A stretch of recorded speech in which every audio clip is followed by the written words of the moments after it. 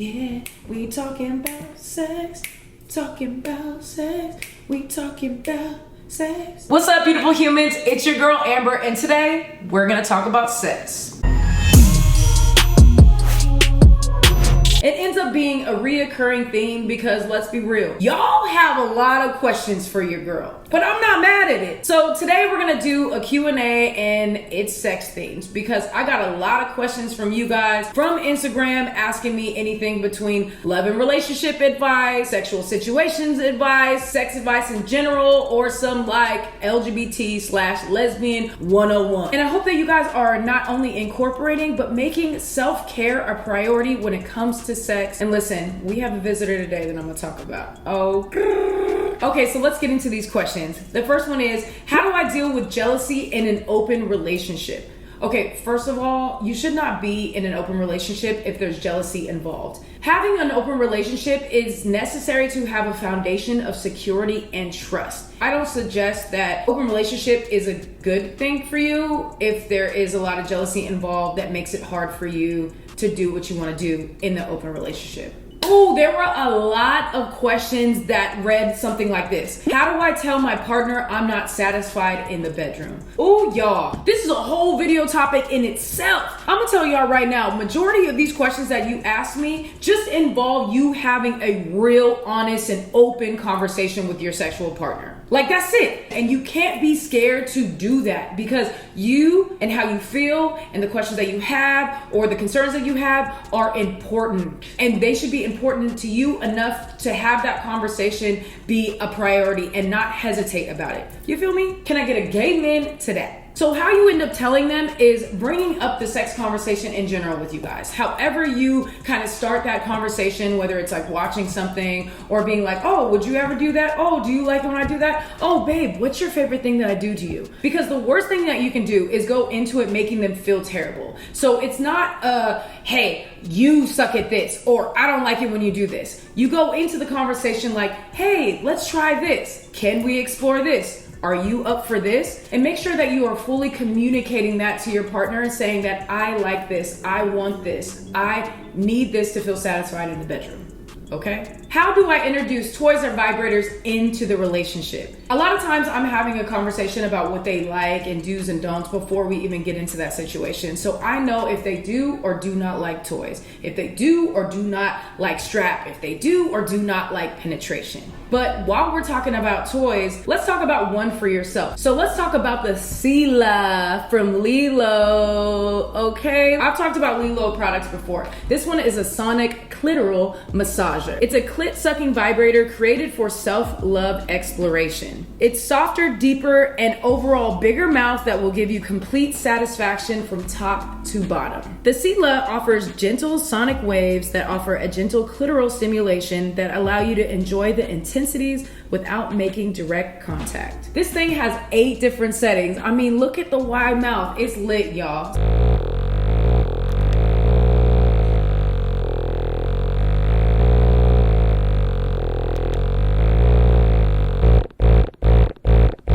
So there's a 3-step way on how to enjoy this bad boy. Number 1, you can open up the Lilo Personal Moisturizer. You can use it on the toy and yourself because it gives you extra pleasure down there. And number 2, you apply the power button and you start on low and increase it as you like. And while you're doing that, you can choose between 8 different vibrational settings to find the one that'll help you climax. So make sure you guys click the link in the description so you guys can go get a Sila by Lilo, okay? Okay? I want my partner to be more dominant in the bedroom. How do I tell her?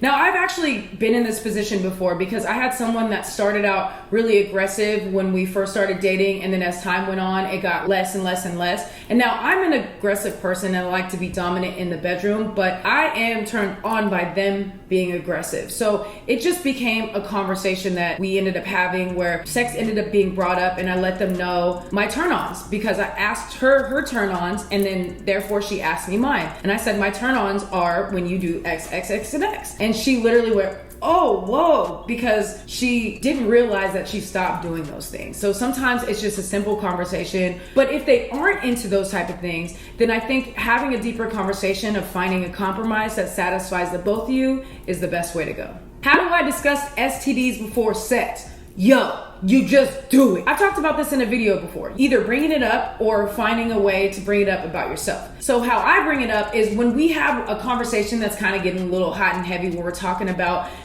some sexual vibes or whatever, I bring it up to them by just saying, hey, just so you know, to make you feel comfortable, just so you're informed, I just got tested at this date and everything is great. And then I follow up with, I just wanted to let you know so you feel comfortable, and if you feel comfortable to have that conversation with me, I'd love to do that. And that's that on that. Any advice for first-time strappers? How do I introduce it? How do I clean it? I literally have a whole video called Strap Etiquette. Y'all should go check it out. I'll put the link in the description. Any advice for giving head or going down for the first time? I literally have a video on this subject. You guys should watch it. Link also in the description. Where is my O spot and my A spot? I literally have a video on this one, y'all. How to give good head part 2. I explain the inner workings of a woman that a lot of people don't know. There's multiple G spots. Definitely go and check that one out. Link also in the description. Does strapping please the person wearing it? Yes. I mean, in so many different ways, whether it be physical, emotional, whatever it is, right? Sometimes the rubbing of it is really good. If you get a vibrator one, if you get one with a ridge, or depending on where they wear it, because some people wear it low where it's not hitting the clit, and some people wear it higher where it is. It just depends on the person, right? But I also talk about that in my strap etiquette video, so check it out. I take meds that make me have a very low or no sex drive at all. Any help? I recommend using this natural supplement called maca. It really helps increase the sex drive for men and women, as well as so many other things. So check out maca. My girlfriend cheated on me and now I don't want her to touch me. What should I do? If y'all can't get to a point where you can work through that, or you can't get over those things, then it's not fair to hang on to that person. You continuing to hold back from that person might make them want to step out more. Now, I'm not trying to say that you're in the wrong, because your hurt is very valid. But do you see that it's only going to end up hurting you both even worse if you don't take the time to work through that, or if you can't work through that, you got to just let that person go. Is it weird to be in a relationship with someone that's in love with someone else? Yes. Run.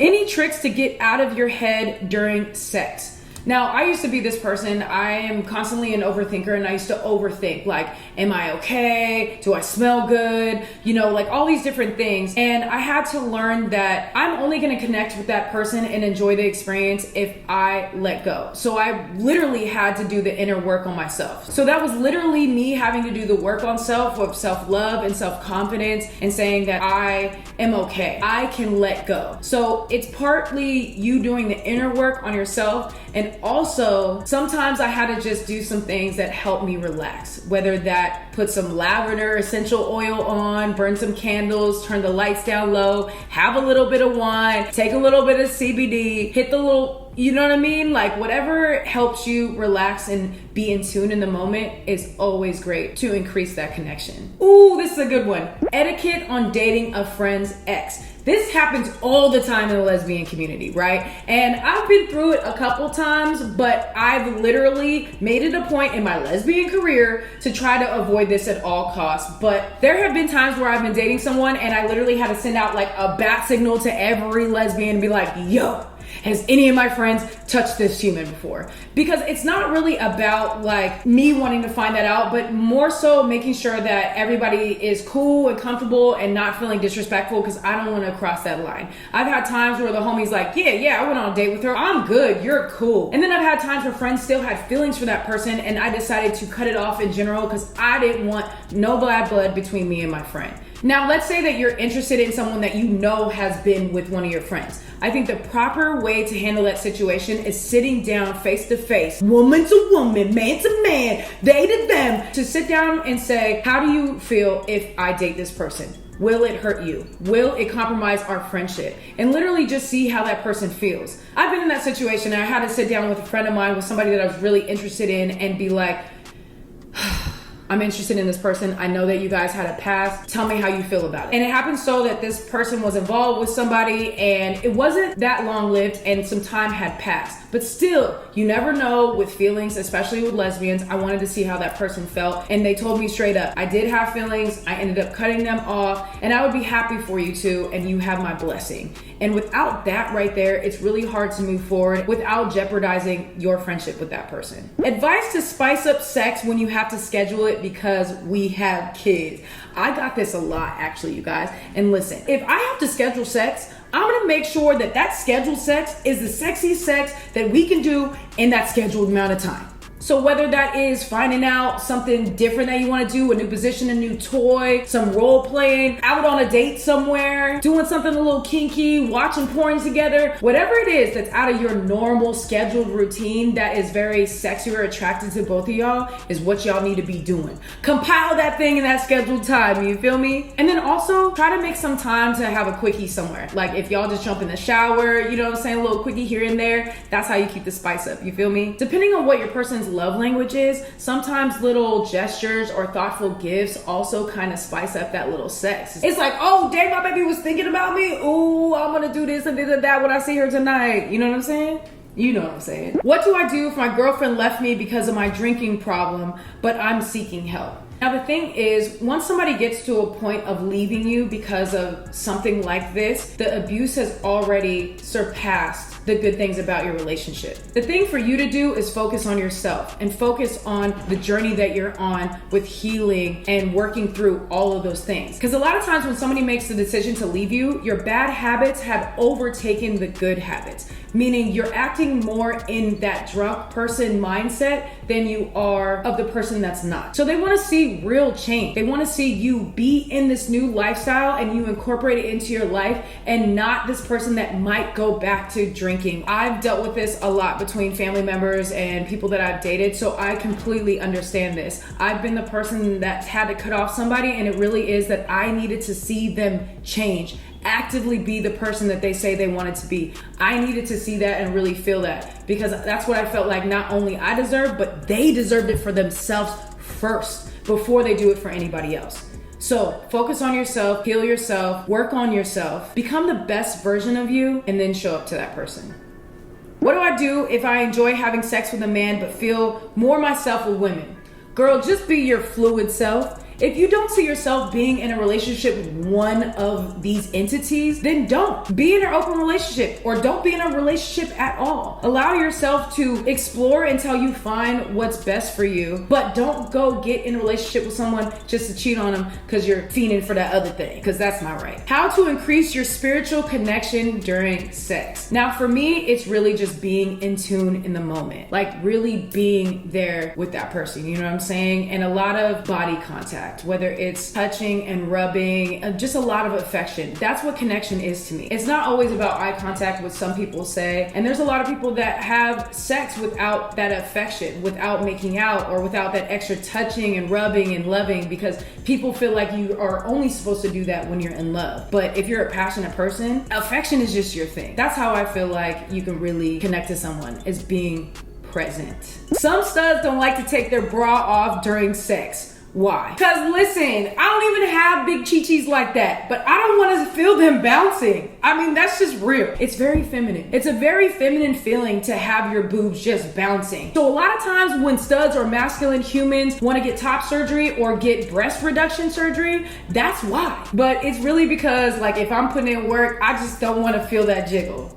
Do y'all feel me on that? I know some of y'all do, but Finn, do y'all feel me on that? All right, you guys, that's the end of my Q&A. I genuinely love answering questions for y'all. So if you want to see more videos like this, please put it in the comments below so I know to do more of these more often. If you have any questions with anything that I've said, also put those in the comments below. And also make sure you go and watch all these videos that I reference in this video, like how to give good head part 1 and part 2 and strap etiquette, because I did that for y'all. I did that for y'all. They're in the description, so make sure you guys go watch them. Send it to your boo, your boyfriend, girlfriend, potential partner, whoever. Anyways, I'll see y'all soon with more videos. I love you so much. Stay amazing, stay proud, and stay woke. Peace.